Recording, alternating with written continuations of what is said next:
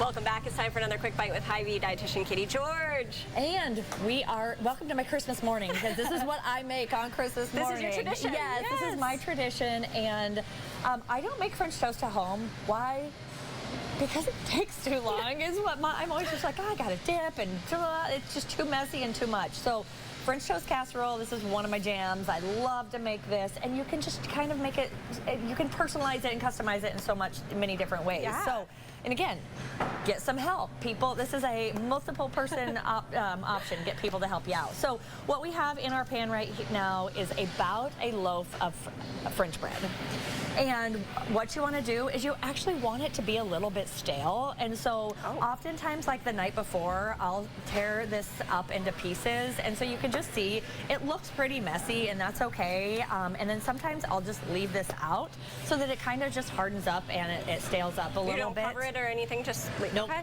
I'll just let it kind of, you do want it a little crusty for sure. So this is definitely a make-ahead option. So about one loaf of bread just torn up, and you can cut it into cubes if you want, but it's just as easy to tear it up. Sure. So in your pan, I kind of like to flatten it down just so it's a little bit more dense. So there we go. Into our bowl, we're gonna start to the French toast, the liquid of the French toast. So we have about 6 eggs that we're gonna go ahead and scramble up here. And then we're gonna have about 2 cups of milk. And so sometimes it does feel a little bit like, gosh, is this too much? And the more that the bread can soak in this liquid, the more flavorful it's gonna be. So we are gonna use some skim milk, and we're gonna go 1 cup, and we're gonna go 2 cups here, and then you're gonna keep on stirring that together. From here, we're gonna add about 2/3 cup of brown sugar. So brown sugar is gonna go right in.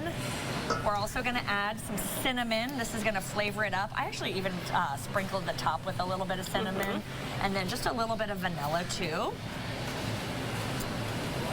And again, make ahead. So usually on the 23rd or the 24th of December is when I am making this, so that it can soak overnight and become very, very flavorful. So we have our mixture and our combination here.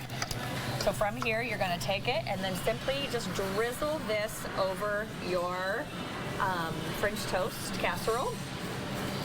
And again, you may think like, gosh, is this too much? Or there might be some liquid sitting in the bottom, and that is okay if that's the case.